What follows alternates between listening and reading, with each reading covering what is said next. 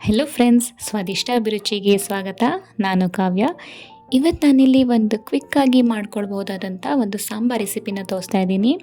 ಈ ಸಾಂಬಾರಲ್ಲಿ ವಿಶೇಷತೆ ಏನಂದರೆ, ನಾನಿಲ್ಲಿ ಹಳಸಿನಕಾಯಿ ಬೀಜ ಜೊತೆಗೆ ನುಗ್ಗೆಕಾಯಿನ ಬಳಸಿದ್ದೀನಿ. ಇದಂತೂ ಸಖತ್ ಕಾಂಬಿನೇಷನ್ ಅಂತಲೇ ಹೇಳ್ಬೋದು. ಹಾಗೆ ಕ್ವಿಕ್ಕಾಗಿಯೂ ಸಹ ಕಡಿಮೆ ಪದಾರ್ಥ ಬಳಸಿ ನಾವು ಈ ಸಾಂಬಾರನ್ನ ಮಾಡ್ಕೊಳ್ಬೋದು. ಅದನ್ನು ನೋಡೋಕ್ಕೆ ಮುಂಚೆ ಚಾನಲ್ಗೆ ಯಾರಿನ ಸಬ್ಸ್ಕ್ರೈಬ್ ಆಗಿಲ್ಲ ಅಂದರೆ ಮರಿದೇ ಸಬ್ಸ್ಕ್ರೈಬ್ ಆಗಿ. ಮೊದಲಿಗೆ ನಾನಿಲ್ಲಿ 1 ಕಪ್ ಆಗುವಷ್ಟು ತೊಗರಿಬೇಳೆನ ತೊಗೊಂಡಿದ್ದೀನಿ. ಅದನ್ನು ಚೆನ್ನಾಗಿ ಒಂದ್ಸಲ ನೀರಲ್ಲಿ ತೊಳ್ಕೊಳ್ಬೇಕಾಗುತ್ತೆ. ಅದಾದ ನಂತರ ನಾನಿಲ್ಲಿ 1 ಕಪ್ ಆಗುವಷ್ಟು ಹಲಸಿನ ಬೀಜನ ತೊಗೊಂಡಿದ್ದೀನಿ. ಇದು ಚೆನ್ನಾಗಿ ಒಣಗಿರೋಂಥ ಹಲಸಿನ ಬೀಜ. ಅದನ್ನು ಒಂದು ಸುಮಾರಾಗಿ ಜಜ್ಕೊಂಡಿದ್ದೀನಿ. ಅಂದರೆ ಈ ಥರ ಕೈಯಲ್ಲಿ ಮುರಿದ್ರೆ 2 ಪೀಸ್ ಆಗಬೇಕು. ಆ ಥರ ಲೈಟಾಗಿ ಜಜ್ಕೊಂಡ್ರೆ ಸಾಕು. ತುಂಬ ಸಣ್ಣ ಪೀಸಸ್ ಆಗೋ ಅವಶ್ಯಕತೆ ಇರಲ್ಲ.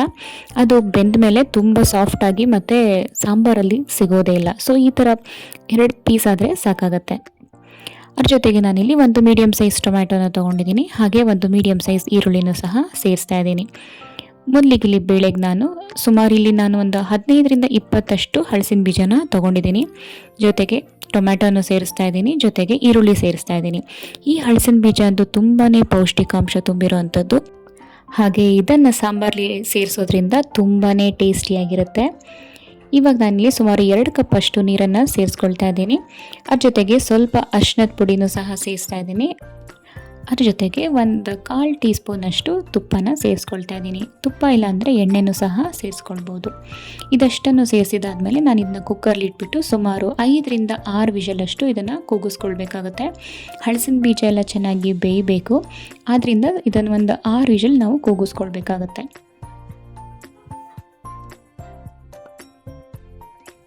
ನೆಕ್ಸ್ಟ್ ನಾನಿಲ್ಲಿ ಸುಮಾರು 4ರಿಂದ 5 ನುಗ್ಗೆಕಾಯಿನ ಈ ಥರ ಉದ್ದುದಾಗಿ ಕಟ್ ಮಾಡ್ಕೊಂಡಿದ್ದೀನಿ. ಹಾಗೆ ಸಿಪ್ಪೆನೂ ಸಹ ತೆಗೆದಿಟ್ಕೊಂಡಿದ್ದೀನಿ. ಈ ಸಾಂಬಾರಂತೂ ತುಂಬಾ ಬೇಗ ಮಾಡ್ಕೊಳ್ಬಹುದು, ಅಷ್ಟೇ ರುಚಿಯಾಗೂ ಸಹ ಇರುತ್ತೆ.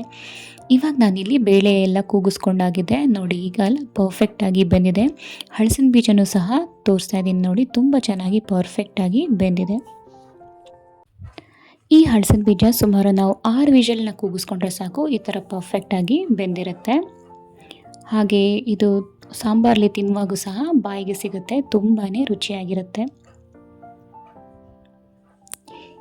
ಈ ಥರ ಬೇಳೆ ಬೇಯಿಸ್ಕೊಂಡಿದ್ದಾದಮೇಲೆ ನೀವು ಈ ಥರ ಸೌಟಲ್ಲಾದರೂ ಸಹ ಮ್ಯಾಶ್ ಮಾಡ್ಬೋದು. ಇಲ್ಲಾಂದರೆ ಈ ಥರ ಮಜ್ಜಿಗೆ ಕಡಿಯೋದ್ರಲ್ಲಿನ ಈ ಥರ ಮಿಕ್ಸ್ ಮಾಡಿಕೊಂಡ್ರೆ ಕರೆಕ್ಟಾಗಿ ನಾವು ಹಾಕಿರೋವಂಥ ಟೊಮ್ಯಾಟೊ, ಈರುಳ್ಳಿ ಮತ್ತು ಬೇಳೆ ಎಲ್ಲ ಚೆನ್ನಾಗಿ ಹೊಂದ್ಕೊಳ್ಳುತ್ತೆ ಮತ್ತು ಚೆನ್ನಾಗಿ ಮ್ಯಾಶ್ ಆಗಿರುತ್ತೆ.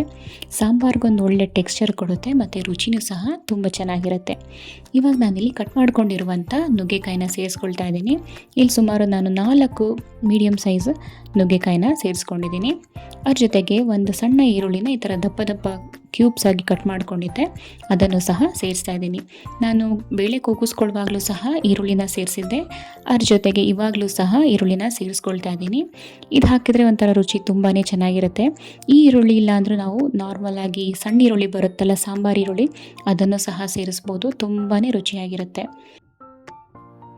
ಇಲ್ಲಿ ನಾನು ಲಿಡ್ ಕ್ಲೋಸ್ ಮಾಡಿ ಸುಮಾರು 5ರಿಂದ 10 ನಿಮಿಷಗಳ ಕಾಲ ಬೇಯಲಿಕ್ಕೆ ಬಿಡ್ತೀನಿ. ನುಗ್ಗೆಕಾಯಿ ಎಲ್ಲ ಚೆನ್ನಾಗಿ ಬೇಯಬೇಕು, ಹಾಗೆ ರಸ ಬಿಟ್ಟಷ್ಟು ತುಂಬಾ ರುಚಿಯಾಗಿರುತ್ತೆ. ಇವಾಗ ನಾನಿಲ್ಲಿ ರುಚಿಗೆ ತಕ್ಕಷ್ಟು ಉಪ್ಪನ್ನು ಸೇರಿಸ್ಕೊಳ್ತಾ ಇದ್ದೀನಿ. ನುಗ್ಗೆಕಾಯಿಗೆಲ್ಲ ಚೆನ್ನಾಗಿ ಉಪ್ಪು ಹಿಡಿಬೇಕು, ಆ ಕಾರಣದಿಂದ ಇಲ್ಲಿ ಇವಾಗ ಉಪ್ಪನ್ನು ಸೇರಿಸ್ಕೊಳ್ತಾ ಇದ್ದೀನಿ. ಇದು ಹಾಕಿದ ಮೇಲೆ ಸುಮಾರು 5 ನಿಮಿಷಗಳ ಕಾಲ ಇದು ಕುದಿಲಿಕ್ಕೆ ಬಿಡಬೇಕಾಗತ್ತೆ. ನುಗ್ಗೆಕಾಯಿ ಎಲ್ಲ ಬೇಯೋಷ್ಟರಲ್ಲಿ ನಾವಿಲ್ಲೊಂದು ಸಿಂಪಲ್ ಆದಂಥ ಮಸಾಲೆನ ರೆಡಿ ಮಾಡ್ಕೊಳ್ಳೋಣ. ಇಲ್ಲಿ ನಾನು ಬಿಸಿಬೇಳೆ ಬಾತ್ ಪೌಡರ್ನ ತೊಗೊಂಡಿದ್ದೀನಿ. ನಾವು ಬೇರೆ ಥರ ಯಾವುದೇ ಖಾರದ ಪುಡಿ ಆಗಲಿ ಬೇರೆ ಮಸಾಲೆಗಳಾಗಲಿ ಯಾವುದನ್ನು ಸಹ ಬಳಸ್ತಿಲ್ಲ. ನಾನಿಲ್ಲಿ ಸಿಂಪಲ್ಲಾಗಿ ಬಿಸಿಬೇಳೆ ಬಾತ್ ಪೌಡರ್ ಅಷ್ಟೇ ಬಳಸ್ತೀನಿ. ತುಂಬಾ ರುಚಿಯಾಗಿರುತ್ತೆ, ಫ್ಲೇವರ್ ಅಂತೂ ಸಖತ್ತಾಗಿರುತ್ತೆ ಅಂತಲೇ ಹೇಳ್ಬೋದು. ಅದನ್ನು ಸೇರಿಸ್ಕೊಳ್ತಾ ಇದ್ದೀನಿ. ಅದ್ರ ಜೊತೆಗೆ ನಾನಿಲ್ಲಿ 1 ಕಪ್ ಆಗುವಷ್ಟು ಕಾಯಿನ ಪೀಸಸ್ ಮಾಡಿ ಇಟ್ಕೊಂಡಿದ್ದೀನಿ.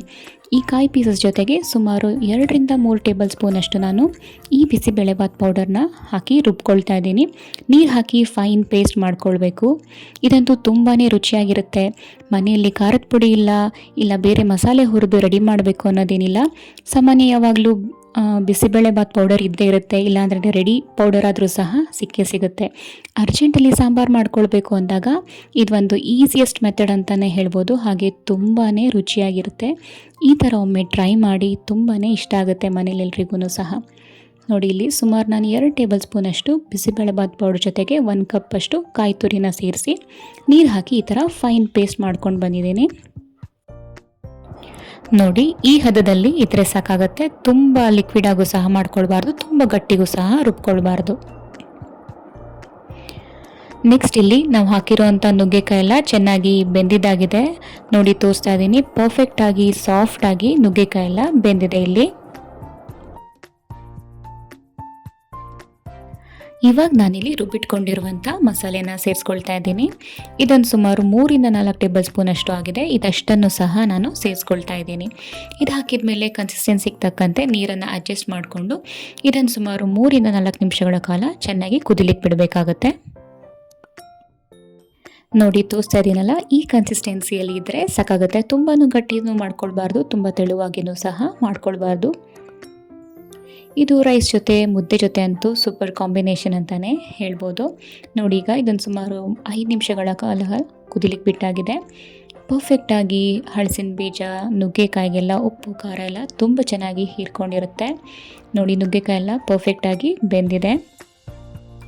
ನೆಕ್ಸ್ಟ್ ನಾನಿಲ್ಲಿ ಸುಮಾರು 2 ಟೇಬಲ್ ಸ್ಪೂನಷ್ಟು ಹುಣಸೆ ಹಣ್ಣಿನ ರಸನ ಸೇರಿಸ್ಕೊಳ್ತಾ ಇದ್ದೀನಿ. ನಾವು ಬೇಳೆ ಕೂಗಿಸ್ಕೊಳ್ಳುವಾಗಲೂ ಸಹ ಟೊಮ್ಯಾಟೊನ ಸೇರಿಸಿದ್ದೀವಿ, ಅದರಲ್ಲೂ ಸಹ ಹುಳಿ ಅಂಶ ಇರುತ್ತೆ. ಈಗ ಕೊನೆಯಲ್ಲಿ ಸ್ವಲ್ಪ ಹುಣಸೆ ರಸನ ಸೇರಿಸೋದ್ರಿಂದ ಸಾಂಬಾರಂತೂ ತುಂಬಾ ಟೇಸ್ಟಿಯಾಗಿ ಬರುತ್ತೆ.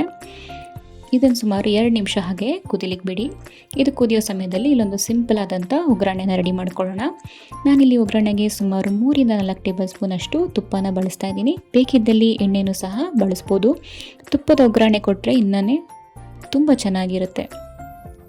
ತುಪ್ಪ ಕಾದಿದ್ದಾದಮೇಲೆ ಒಂದು ಸ್ವಲ್ಪ ಸಾಸಿವೆನ ಸೇರಿಸ್ತಾ ಇದ್ದೀನಿ, ಜೊತೆಗೆ ಸ್ವಲ್ಪ ಇಂಗನ್ನು ಸಹ ಸೇರಿಸ್ತಾ ಇದ್ದೀನಿ. ಜೊತೆಗೆ 1 ಹಿಡಿಯಷ್ಟು ಕರಿಬೇವಿನ ಸೊಪ್ಪು ಹಾಗೆ 1-2 ಒಣಮೆಣಸಿನ್ಕಾಯಿನ ಮುರಿದು ಸೇರಿಸ್ತಾ ಇದ್ದೀನಿ. ಇದಷ್ಟನ್ನು ಚೆನ್ನಾಗಿ ಒಗ್ಗರಣೆ ಮಾಡ್ಕೊಳ್ಳಿ.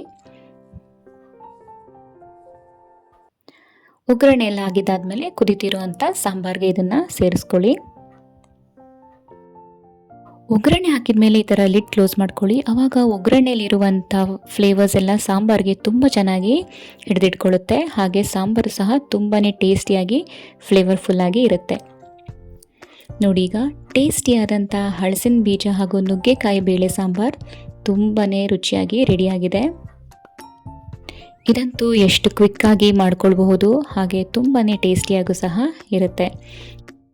ಇವತ್ತು ನಾನಿಲ್ಲಿ ರೈಸ್ ಜೊತೆ ಸರ್ವ್ ಮಾಡ್ತಾ ಇದ್ದೀನಿ. ಬೇಕಿದ್ದಲ್ಲಿ ಮುದ್ದೆ ಜೊತೆಗೂ ಸಹ ಇದು ಸೂಪರ್ ಕಾಂಬಿನೇಷನ್ ಅಂತಲೇ ಹೇಳ್ಬೋದು. ಸೊ ಈ ರೆಸಿಪಿ ಇಷ್ಟ ಆದರೆ ಒಂದು ಲೈಕ್ ಕೊಡೋದು ಮಾತ್ರ ಮರಿಬೇಡಿ. ಹಾಗೆ ಟ್ರೈ ಮಾಡಿದ ಮೇಲೆ ಹೇಗೆ ಬಂತು ಅಂತ ಕಮೆಂಟ್ಸಲ್ಲಿ ತಿಳಿಸಿ. ಹಾಗೆ ನಿಮ್ಮ ಫ್ರೆಂಡ್ಸ್ ಆ್ಯಂಡ್ ಫ್ಯಾಮಿಲಿ ಜೊತೆಗೂ ಸಹ ಶೇರ್ ಮಾಡೋದು ಮಾತ್ರ ಮರಿಬೇಡಿ. ಈ ನುಗ್ಗೆಕಾಯಿ ಸಾಂಬಾರು ಜೊತೆ ಬೆಸ್ಟ್ ಕಾಂಬಿನೇಷನ್ ಅಂದರೆ ನಾನಿಲ್ಲಿ ಮಾವಿನ ಹಣ್ಣನ್ನು ಜೊತೆಗೆ ಆ್ಯಡ್ ಮಾಡ್ತಾ ಇದ್ದೀನಿ. ಇದಂತೂ ಟೇಸ್ಟ್ನ ಇನ್ನೂ ಎನ್ಹ್ಯಾನ್ಸ್ ಮಾಡುತ್ತೆ, ಸಖತ್ತಾಗಿರುತ್ತೆ ಅಂತಲೇ ಹೇಳ್ಬೋದು. ಈ ರೆಸಿಪಿನ ಬ್ಯಾಚುಲರ್ಸು ಸಹ ಮಾಡ್ಕೊಳ್ಬೋದು. ತುಂಬಾ ಈಸಿಯಾಗಿ ಮಾಡ್ಕೊಳ್ಬೋದಾದಂಥ ಸಾಂಬಾರು ರೆಸಿಪಿ ಇದು. ನೋಡಿ ತೋರಿಸ್ತಾ ಇದ್ದೀನಿ ಹಲಸಿನ ಬೀಜ ಎಷ್ಟು ಪರ್ಫೆಕ್ಟಾಗಿ ಸಾಫ್ಟಾಗಿ ಬೆಂದಿದೆ ಅಂತ.